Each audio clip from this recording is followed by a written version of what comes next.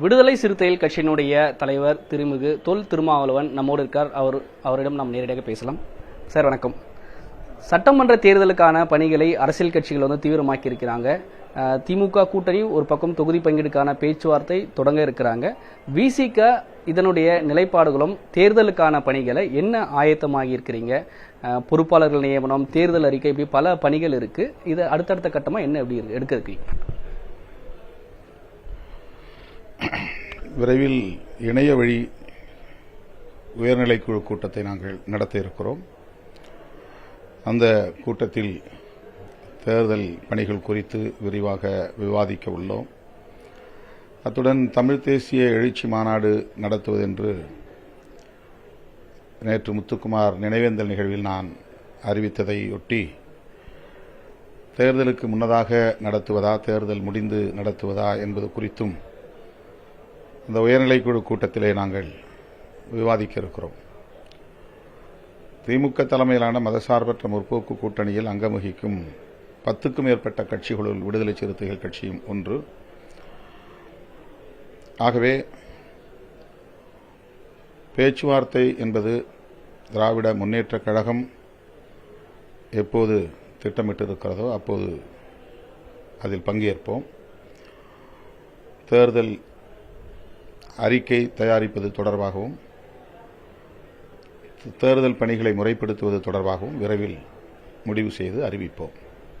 தேசிய ஜனநாயக கூட்டணி ஒரு பக்கம் கூட்டணி கட்சிகள்லாம் இறுதி செய்து பொதுக்கூட்டம் இது போன்ற பணிகள்லாம் மேற்கொண்டு வராங்க. பிரதமர் நரேந்திர மோடியும் தமிழ்நாட்டுக்கு சமீபத்தில் வந்திருந்தாரு. திமுக கூட்டணி தொகுதி பங்கீட்டுக்கான பேச்சுவார்த்தை எப்போ தொடங்குவாங்க? ஏதாவது கால அளவு யோசிச்சிருக்கிறீங்களா? கீழே களப்பணிகள் எல்லாம் தொடங்க வேண்டியது இருக்கு. எப்போ தொடங்குவாங்கன்றது ஏதாவது உத்தேச திட்டம் இருக்குங்க? அதிமுக எப்போதே தொடங்கிவிட்டது. அவர் தமிழ்நாடு முழுவதும் கிட்டத்தட்ட சுற்றுப்பயணத்தை முடித்து விட்டார் என்று கருதுகிறேன்.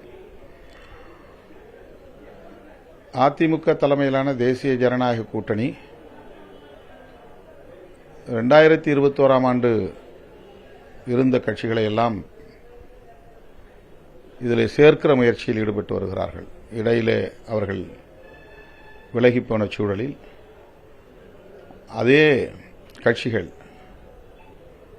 அனைத்தையும் ஒன்று சேர்க்கிற முயற்சியில் தான் அவர்கள் ஈடுபட்டு வருகிறார்கள். அப்படி பார்க்கிற போது அதிமுக கூட்டணி இன்னும் முழுமை பெறவில்லை. 2021ஆம் ஆண்டில் இடம்பெற்ற கட்சிகள் அனைத்தையும் ஒன்று சேர்த்து அதே மாதிரியான ஒரு கூட்டணியை, முழுமை பெற்ற ஒரு கூட்டணியை இன்னும் அவர்களால் உருவாக்க முடியவில்லை என்பதுதான் யதார்த்தமான உண்மை. ஆனால் திமுக தலைமையிலான மதசார்பற்ற முற்போக்கு கூட்டணி 2016க்கு பிறகு உருவானது. 2017 என்று வைத்துக் கொள்ளலாம்.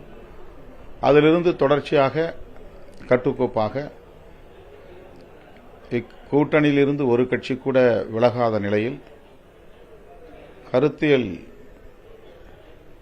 அடிப்படையிலே இயங்கி வருகிறது. எனவே திமுக கூட்டணி தேர்தல் பணிகளை தொடங்குவதில் எந்த சிக்கலும் இருக்காது. திமுகவை பொறுத்தவரையில் அவர்கள் எப்போதே களப்பணிகளை தொடங்கிவிட்டார்கள்.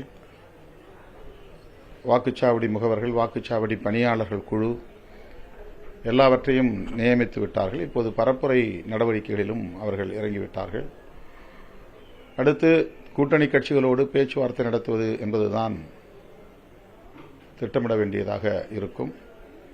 விரைவில் அதை நடைமுறைக்கு கொண்டு வருவார்கள். பேச்சுவார்த்தைக்கு குழு அமைப்பார்கள். அதுதான் வழக்கமான வாடிக்கையான ஒன்று. இன்னும் நமக்கு தேர்தல் ஆணையத்தின் அறிவிப்பு வெளிவராத நிலையில் ஒரு கால அவகாசம் இருப்பதாகத்தான் கருதுகிறேன். எனவே திமுக விரைவில் பேச்சுவார்த்தைக்குரிய ஏற்பாடுகளை செய்யும் என்று நம்புகிறேன். விசிகனுடைய 2ஆம் கட்ட தலைவர்கள் அல்லது தொண்டர்கள் எல்லாருமே இந்த முறை இரட்டை இலக்கத்தில் தொகுதிகளை பெற வேண்டும் என்ற விருப்பத்தெல்லாம் பேசியிருக்காங்க. கூட்டங்களையும் உங்களோட பேசியிருக்கிறாங்க. விசிகனுடைய தொகுதிக்கான எண்ணிக்கை அப்படின்ற ஒரு விருப்பத்தை திமுக தலைமையிட்ட தெரிவிச்சிருக்கிறீங்களா?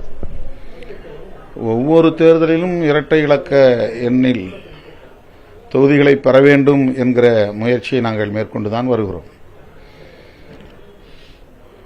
2001 கூட நாங்கள் இரட்டை இலக்கத்தில் தான் தொகுதிகளை கேட்டோம். தமிழ்நாட்டில் 8, பாண்டிச்சேரிக்கு 2 என்று 10 தொகுதிகளை ஒதுக்கி இதுவும் இரட்டை இலக்கம் என்கிற அடிப்படையில் நீங்கள் எடுத்துக்கொள்ளலாம் என்றுதான் முத்தமிழறிஞர் கலைஞர் எங்களுக்கு இடங்களை ஒதுக்கி தந்தார். அதன் பிறகு நாங்கள் 2011 திமுகவோடு சட்டப்பேரவை தேர்தலை சந்தித்தோம். அந்த தேர்தலில் 12 இடங்கள் முதலில் எங்களுக்கு ஒதுக்கப்பட்டன.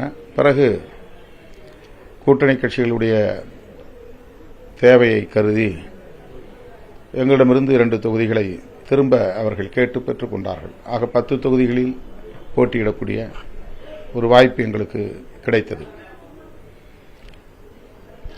2021 6 என்கிற நிலையில் நாங்கள் தொகுதிகளை குறைத்துக் கொள்ளும் சூழல் உருவானது.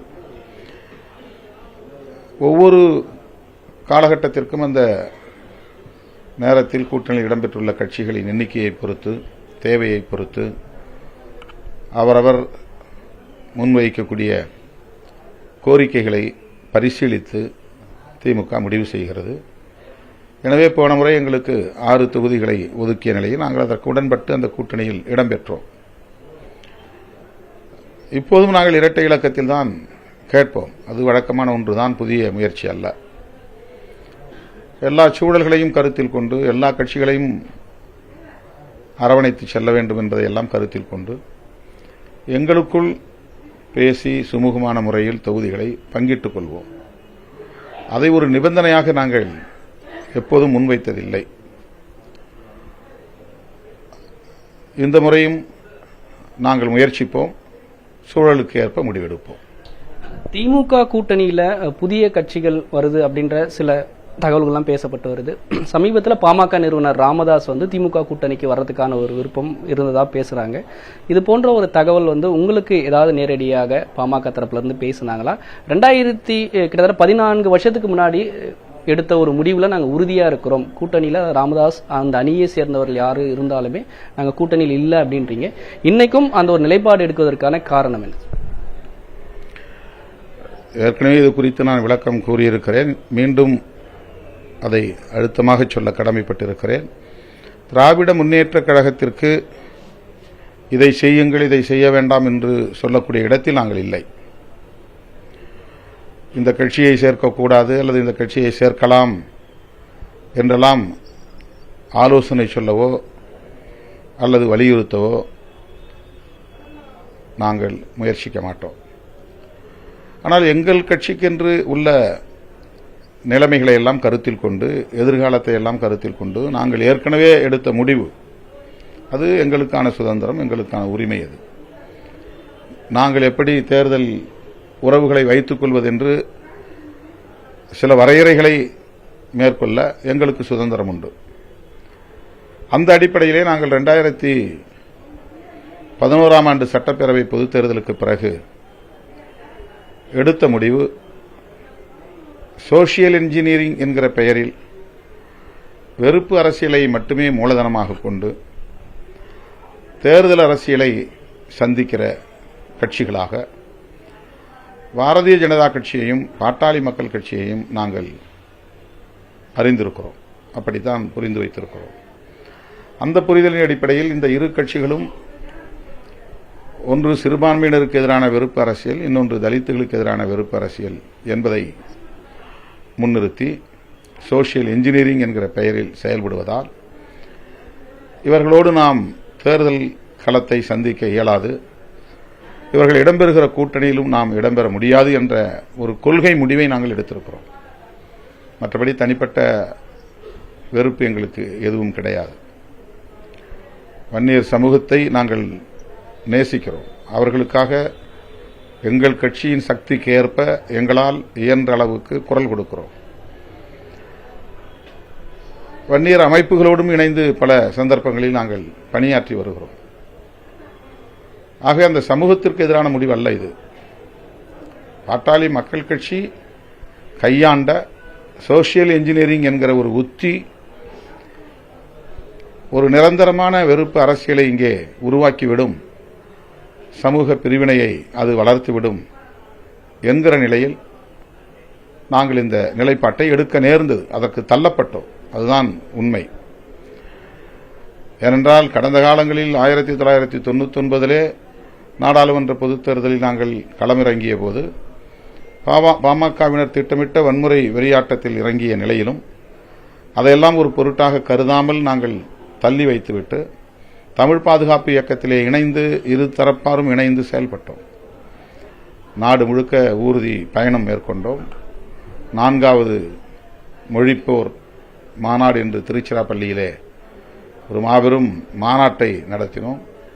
அப்படி இணைந்து செயல்படுவதற்கு நாங்கள் இணக்கம் தெரிவித்து களத்தில் கைகோர்த்து நின்ற வரலாறு கடந்த கால வரலாறு.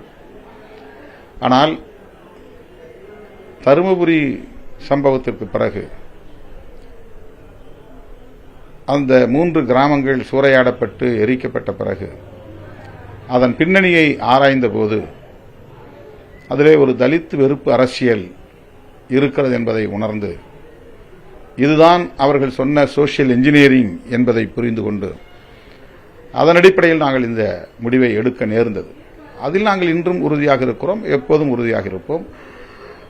இது எந்த வகையிலும் திமுகவுக்கு நெருக்கடி தருவதற்கான முயற்சியாக திமுக பார்க்காது என்று நான் நம்புகிறேன். இறுதியா ஒரு கேள்வி, உங்களோட இருந்து தாவேக்காக்கு போயிருக்கக்கூடிய ஆதவ அர்ஜுனா சமீபத்தில் விசிகாவை பத்தி பேசினத ஒரு சர்ச்சை ஏற்பட்டது. இப்போ அதுல அவர் ஒரு விளக்கத்தை தெளிவுபடுத்தியிருக்கிறாரு.